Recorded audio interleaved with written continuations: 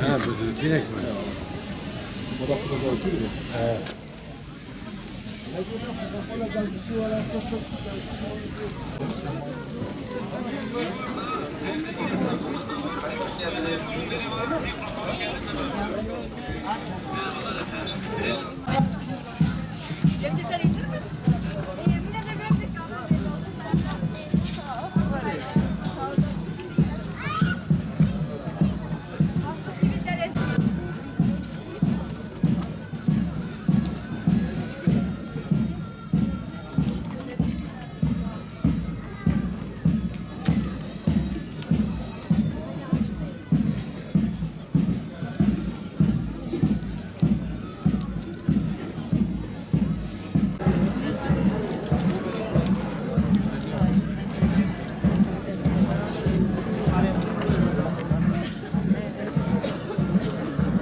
Batman Esnaf ve Sanatkarlar Odası olarak valilikle beraber düzenlediğimiz ikinci tekstil fuarı bitti dün akşam.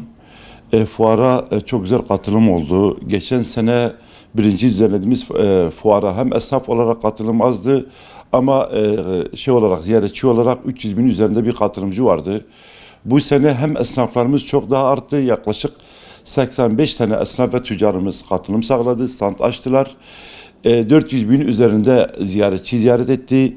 Çok iyi alışveriş oldu. Çok güzel kampanyalar yapıldı. Çok güzel indirimler yapıldı.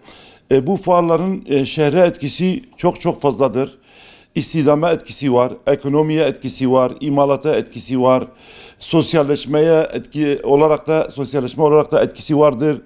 Bir etkinlik şeklinde oluyor. Böyle tüm halkımız öyle geldi, hep yaptı, hem böyle standları gezdi, yeni ürünler gördü, kendilerine alışveriş yaptılar. Çok güzel geçti. Biz her türlü biz Esnaf ve Sanatkarlar Odası olarak tekstilin gidişlerinden çok memnun kaldık. Yaklaşık 30 milyon civarında bir alışveriş oldu genel olarak. Bundan da çok sevinçliyiz. Yani öyle bir şey olduğu için, öyle bir hareketli olduğu için hem esnaflarımızın faydasına hem halkımızın faydasına esnaflar gayet alışverişten memnundu, ilgiden memnundu. Onun için biz Esnaf Sanatkarlar Odası olarak gayet memnunuz ve geçtiği için de çok sevinçliyiz. Zaten o konuda da talepler bayağı oluştu. Bize taleplerde bulundular. Seneye hem günlerin artırılması, fuarın günlerin açılması, hem yılda iki sefere çıkartılması. İnşallah biz de bu konuda çalışmalar yapacağız Sayın Valimizle beraber. Bu çalışmaları yürüteceğiz ve bunu artıracağız. Hem sayı olarak, günlük olarak, yani 7 gün açıktı, biz onu daha da artırmaya çalışacağız ve yılda 2 sefer. Zaten bir sefer gelenekleşti. Onu yılda 2 sefer yapmaya. Mesela biz şu anda sonbaharda yapıyoruz. Bir de ilkbaharda bir tane düzenlemeye.